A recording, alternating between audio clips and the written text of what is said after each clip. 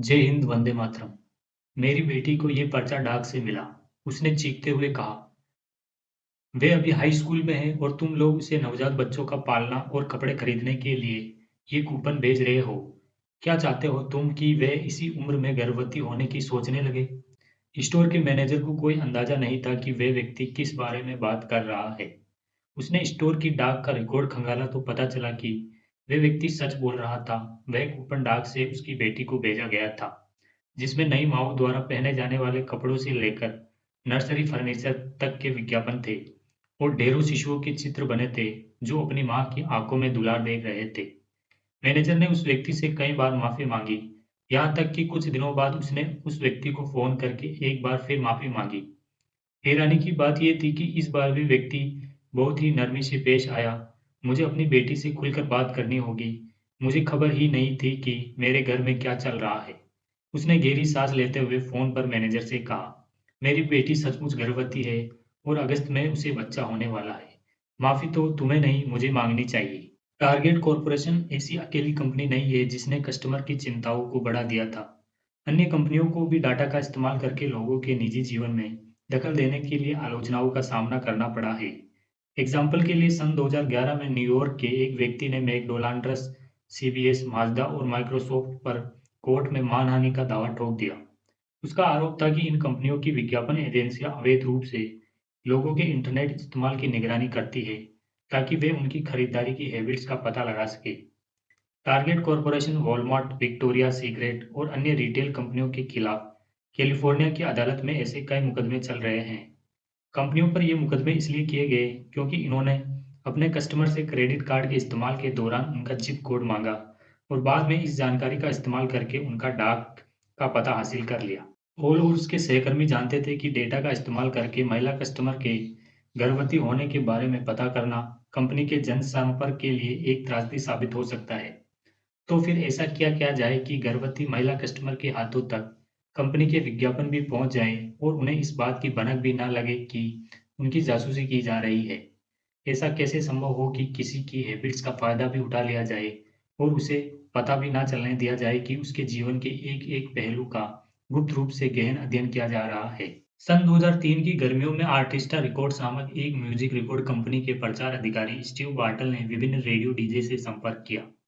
Steve उन्हें बताना चाहते थे कि उनकी कंपनी का नया गाना उन सभी को बहुत पसंद आएगा। गाने के बोल थे हे या, और इसे आउटकास्ट नामक हिप हॉप ग्रुप ने बनाया था।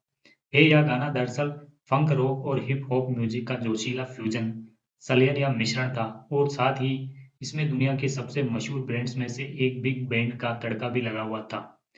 रेडियो पर ऐसा कोई गाना पहला नहीं आया था। बार्टेल ने मुझे बताया, ये इतना जोशीला गाना है कि जब मैंने इसे पहली बार सुना तो मेरे रोंगटे खड़े हो गए।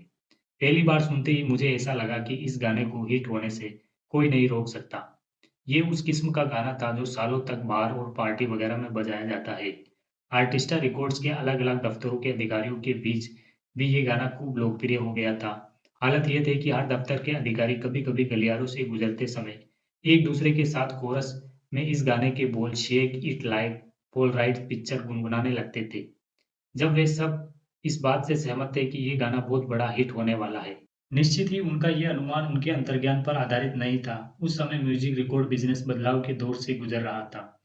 इस बिजनेस में भी टारगेट कॉर्पोरेशन और अन्य कंपनियों की तरह ही डेटा आधारित चीजें जोर पकड़ रही थी। जिस तरह रिटेल विक्रेता अपने कस्टमर की हैबिट्स का अनुमान लगाने के लिए कंप्यूटर एल्गोरिदम का इस्तेमाल कर रहे थे, ठीक उसी तरह ही म्यूजिक और रेडियो कंपनियों के अधिकारी भी अपने श्रोताओं की हैबिट्स का अनुमान लगाने के लिए कंप्यूटर प्रोग्राम्स की मदद ले रहे थे। पॉलीफोनिक एसएमआई नामक एक कंपनी जो स्पेन के कुछ आर्टिफिशियल इंटेलिजेंस विशेषज्ञों और सांख्यिकीविदों का एक समूह थी ने एक विशेष कंप्यूटर प्रोग्राम विकसित किया था। इस प्रोग्राम का नाम था हिट सॉन्ग साइंस, जो किसी भी धुन की गणितीय विशेषताओं का विश्लेषण करके ये अनुमान लगाता था कि वह धुन कितनी मशहूर होगी। ये प्रोग्राम किसी भी नए गाने की पिच, मेलोडी, कार्ड प्रोग्रेशन और ऐसे ही अन्य कारकों की तुलना पॉलीफोनिक एचएमआई के डेटाबेस में रखे हजारों अन्य हिट गानों से कंपेयर करके उनका एक स्कोर निकालता था, जिससे ये अनुमान लगाया जाता था कि कोई धुन कितनी सफल होगी। अमेरिकी गायिका नोरा जोन्स के एक गाने कम अवे विद मी को म्यूजिक इंडस्ट्री के ज्यादातर लोगों ने यह कहकर खारिज कर दिया कि इसे कोई नहीं सुनेगा। पर पॉलीफोनिक एचएमआई के हिट सॉन्ग साइंस प्रोग्राम का अनुमान था कि ये गाना जरूर हिट होगा। आखिरकार जब ये गाना रिलीज हुआ तो फौरन सुपर हिट हो गया। इसके न सिर्फ 80 लाख रिकॉर्ड्स बिके बल्कि इसे 8 ग्रैमी अवार्ड्स भी मिले। इसी तरह सेंटेना नामक बैंड के गाने why don't you and I की सफलता को लेकर ज्यादातर डीजे को संदेह था, पर हिट सॉन्ग साइंस प्रोग्राम का अनुमान था कि ये गाना जरूर सफल होगा। और आखिरकार ऐसा ही हुआ। ये गाना बिलबोर्ड टॉप 40 की सूची में तीसरे नंबर तक पहुंचा था। जब रेडियो स्टेशनों के अधिकारियों ने हे या गाने की सफलता का अनुमान लगाने के लिए हिट सॉन्ग साइंस प्रोग्राम का इस्तेमाल किया, तो पता चला कि ये गाना बेहद सफल होगा। हिट सॉन्ग साइंस प्रोग्राम में इस गाने ने जितना स्कोर हासिल किया था, उतना स्कोर आज तक किसी भी गाने को नहीं मिला था। कंप्यूटर एल्गोरिदम के अनुमान के मुताबिक हे या गाना बहुत बड़ा हिट होने वाला था। 4 सितंबर 2003 को फिलाडेल्फिया के टॉप 40 स्टेशन WIOQ ने रेडियो के शाम 7:15 के मुख्य स्लॉट में इस गाने को बजाना शुरू किया। उस सप्ताह इस गाने को WIOQ ने 7 बार बजाया और उस महीने ये गाना कुल 37 बार बजाया गया। उस समय आर्बिट्रॉन नामक एक नई कंपनी अपनी नई टेक्निक का परीक्षण कर रही थी। इस टेक्निक से ये पता लगाना संभव हो गया था कि किसी एक क्षण में किसी रेडियो स्टेशन को कुल कितने श्रोता सुन रहे हैं और उनमें से कितने श्रोता किसी गाने के दौरान चैनल बदलकर कोई और रेडियो स्टेशन सुनने लगते हैं। इस परीक्षण में WIOQ स्टेशन को भी शामिल किया गया था। स्टेशन के अधिकारियों को पूरा विश्वास था कि ये या गाने के दौरान श्रोता चैनल बदलने के बजाय इसी रेडियो स्टेशन से चिपके रहेंगे। परीक्षण के बाद इसका डेटा सामने आया। श्रोताओं ने न सिर्फ हे या गाने को नापसंद किया, बल्कि ये उन्हें इतना बुरा लगा कि उन्होंने बहुत बुरी तरीके से इसको खारिज कर दिया।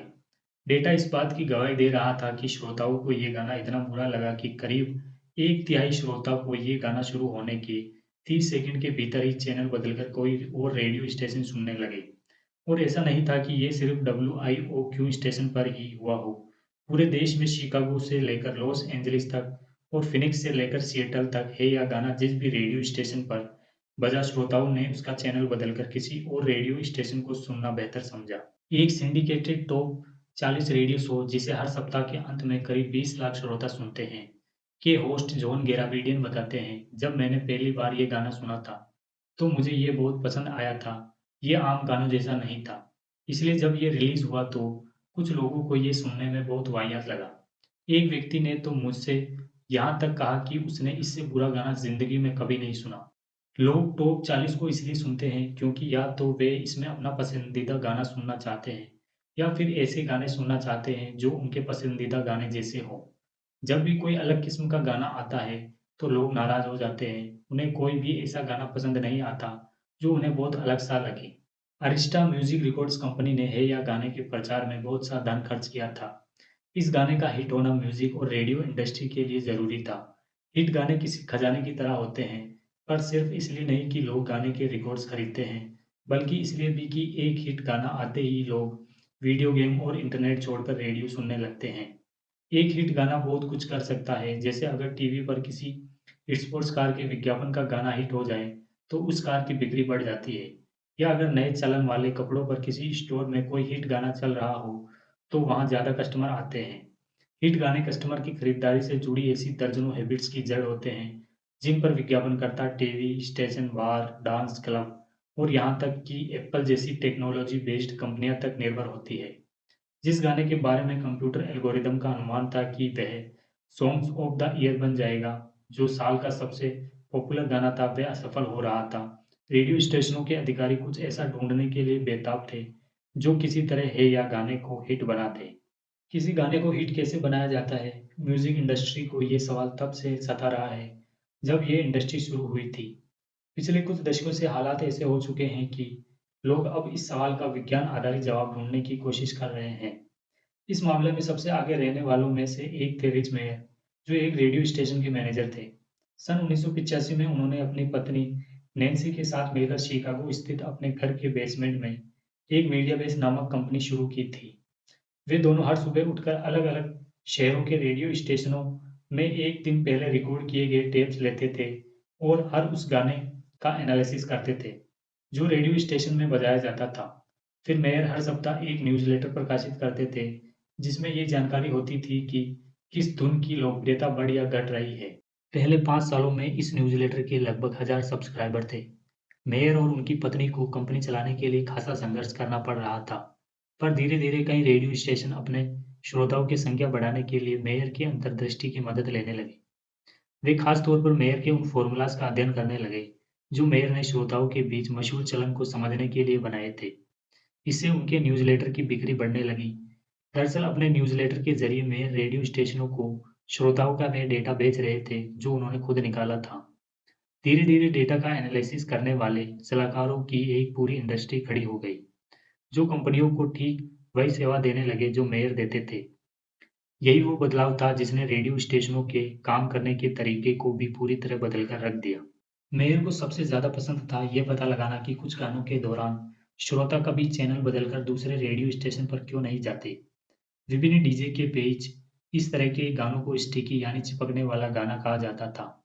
गानों को कौन-सा दिव्य नियम लोकप्रिय बनाता है, इस सवाल का जवाब ढूँढते-ढूँढते मेयर ने पिछले कुछ सालों में सैकड़ों स्टिकी गाने ढूँढ लिए थे।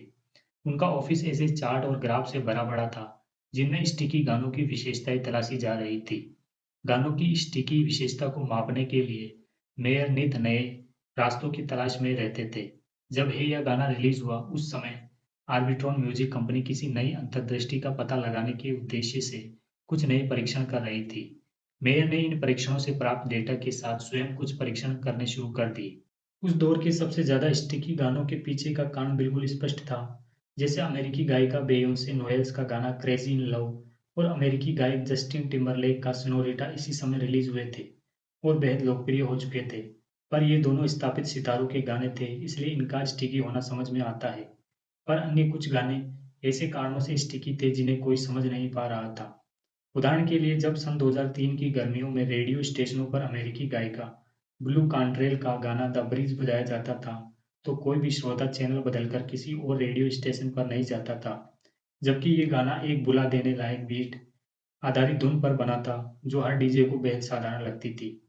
ऐसे कई डीजे ने म्यूजिक इंडस्ट्री से जुड़ी खबरें प्रकाशित करने वाली पत्रिकाओं को बताया कि अगर कभी उन्हें ये गाना बजाना पड़ता है, तो उन्हें बड़ी झिझक होती है। पर जब भी ये गाना रेडियो पर आता था, तो लोग इसे ज़रूर सुनते थे और जैसा कि इस बारे में मतदान करने वालों को बाद में पता चला, इसके श्रोता भी वही लोग थे जो पहले ही कह चुके थे कि उन्हें ये गाना ज़्यादा पसंद नहीं है। अमेरिकी rock band three doors down का गाना हियर विदाउट न्यू और मरून 5 ग्रुप के हर गाने की कहानी भी कुछ इसी किस्म की है। ये ब्रांड्स इतने साधारण थे कि म्यूजिक क्रिटिक्स और श्रोताओं ने मिलकर इनके उत्साहीन गानों के लिए एक नई श्रेणी ही बना डाली, जिसे बाथ रोक नाम दिया गया। इसके बावजूद भी जब इनके गाने रेडियो पर आते थे, तो कोई भी श्रोता चैनल बदलकर किसी और रेडियो स्टेशन पर नहीं जाता था। दूसरी ओर ऐसे गाने भी थे जिनके बारे में श्रोताओं का साफ कहना था कि वे उन्हें बहुत नापसंद करते हैं। इसके बावजूद वे गाने स्टिकी थे। उदाहरण के लिए अमेरिकी गायिका क्रिस्टीना एगुइलेरा या सेलिन डियोन के गाने। इस मामले पर हुए कई शोधों में पुरुष श्रोता ने बताया कि उन्हें सेलिन डियोन से नफरत है और वे किसी भी हाल में उसके गाने नहीं सुन सकते। पर जब भी सेलिन डियोन का कोई गाना किसी रेडियो स्टेशन पर आता था, तो पुरुष श्रोता अपने रेडियो से चिपके रहते थे। लॉस एंजलिस के म्यूजिक मार्केट में ही कई रेडियो स्टेशन पर हर घंटे के अंत में रेगुलर रूप से सेलिन डियोन का कोई गाना बजाते थे। ये वही समय होता था जब श्रोताओं की संख्या परखी जा रही होती थी। उस समय सेलिन डियोन के ये गाने श्रोताओं की संख्या में 3% बढ़ोतरी कर रहे थे, जो रेडियो की दुनिया का एक बहुत बड़ा आंकड़ा है। पुरुष श्रोताओं को भले ही ऐसा लगता हो कि उन्हें सेलिन डियोन पसंद नहीं है, लेकिन जब उसके गाने बजते थे, तो वे अपने रेडियो से चिपके रहते थे। एक रात मेयर ने बैठकर लगातार कई स्टिकी गाने सुने। अगली रात उन्होंने फिर से यही किया और फिर कई रातों तक ऐसा करते रहे। धीरे-धीरे उन्हें इन सभी गानों में एक सिमिलरिटी नज़र आने लगी। ऐसा नहीं था कि सारे गाने एक जैसे थे, इनमें से कुछ गाने बैलेड्स थे, तो कुछ पॉप। पर इन सभी गानों में एक सिमिलरिटी थी कि ये बिल्कुल वैसे थे जैसा मेयर उस श्रेणी विशेष के गानों से उम्मीद करते थे। इन सभी गानों को सुनकर ऐसा लगता था जैसे आप उन्हें पहले से जानते हो। रेडियो सुनकर भी हमें ऐसा ही लगता है। बस ये गाने थोड़े ज़्यादा परिष्कृत थे। उन्हें सुनकर लगता था मानो ये संसार के सबसे बढ़िया, सबसे संपूर्ण गाने के आसपास ही है। मेयर बताते हैं कई बार रेडियो स्टेशन अपने श्रोताओं को फ़ोन करके किसी गाने का एक छोटा-सा हिस्सा सुनाकर शोध किया करते थे और श्रोता उसे सुनकर कहते थे कि ऐसा गाना तो मैं हज़ारों बार सुन चुका हूँ और सच कहूँ तो मैं इसे सुन-सुन कर थक चुका हूँ। पर जब कोई ऐसा गाना रेडियो पर आता है, तो आप अपने अवचेतन में कहते हैं, मैं जानता हूँ ये कौन-सा गाना है। मैं इसे हज़ारों बार सुन चुका हूँ। चलो अब रेडियो के साथ-साथ मैं भी इसे गुनगुनाऊँगा। स्टिकी गाने दरअसल वैसे गाने होते हैं, जैसे आप रेडियो में सुनने की उम्मीद करते हैं। आपका मन गुप्त रूप से वह गाना सुनना चाहता है, क्योंकि वह गाना कुछ-कुछ वैसा ही होता है, जैसे गाने आपने अब तक सुने और पसंद किए हैं। इस चीज़ों के वैज्ञानिक प्रमाण उपलब्ध है कि परिचित चीज़ों को प्राथमिकता बनाना न्यूरोलॉजिकल होता है। वैज्ञानिकों ने ऐसे कई प्रयोग किए जिसमें उन्होंने म्यूज़िक सुनते समय लोगों के मस्तिष्क का परीक्षण किया और उन न्यूरल रीजन्स के बारे में पता लगाया जो सुनने से संबंधित उत्तेजना को समझने में शामिल थे। म्यूजिक सुनने से मस्तिष्क के कई क्षेत्र एक्टिव हो जाते हैं, जिसमें ऑडिटरी कॉर्टेक्स, द थैलेमस और सुपीरियर पेरिटल कॉर्टेक्स जैसे क्षेत्र शामिल हैं। ये सभी क्षेत्र पैटर्न की पहचान करने से भी जुड़े होते हैं। इसके साथ ही ये क्षेत्र ये निर्णय लेने में मस्तिष्क की सहायता करते हैं कि किस चीज़ पर ध्यान देना है और किस चीज़ को अनदेखा करना है। मस्तिष्क के जो क्षेत्र म्यूजिक को प्रोसेस करते हैं, वे दरअसल पैटर्न्स ढूंढने और परिचित चीज़ों को पहचानने के लिए ही बने होते हैं। ये बात अर्थपूर्ण भी लगती है क्योंकि म्यूज़िक बहुत जटिल होता है। हर गाने में ढेरों टोन्स, पिचें, एक दूसरे पर हावी होती कई मेलोडी और आपस में कॉम्पिटिशन सी करती हुई कई आवाज़ें होती हैं। शोरगुल के बीच बातें करते किसी व्यक्ति के मामले में भी कुछ-कुछ ऐसा ही होता है।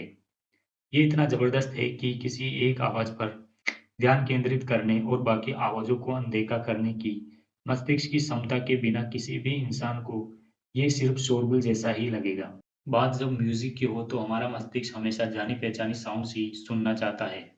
इन जानी-पहचानी साउंड्स के कारण ही म्यूज़िक सुनते समय हमारा ध्यान किसी और आवाज़ की ओर नहीं भटकता।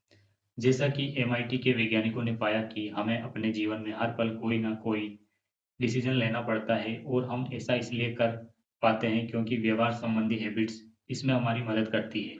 इसी तरह सुनने से संबंधित हैबिट्स का अस्तित्व भी इसलिए होता है क्योंकि उनके बिना हमारे लिए ये तय करना कठिन हो जाएगा कि हमें अपने आसपास से आने वाली किस आवाज़ पर ध्यान केंद्रित करना है। जैसे एक माँ अपने रोते हुए बच्चे की आवाज़ को इसलिए तुरंत सुन लेती है क्योंकि सुनने से जुड़ी हैबिट्स इसमें उनकी मदद करती है। इसी तरह खेल के मैदान पर खिलाड़ी दर्शकों के शोर के बजाय अपने कोच की सीटी की आवाज़ पर इसलिए ध्यान केंद्रित कर पाते हैं क्योंकि सुनने से संबंधित हैबिट्स उनकी मदद कर रही होती है। दूसरे शब्दों में कहें तो सुनने से संबंधित हैबिट्स महत्वपूर्ण आवाज़ों और फालतू आवाज़ों के बीच फ़र्क करने में हमारी मदद करती है और ये सब पूरी तरह अवचेतन रूप से होता है। धन्यवाद, जय हिंद, वंदे मातरम।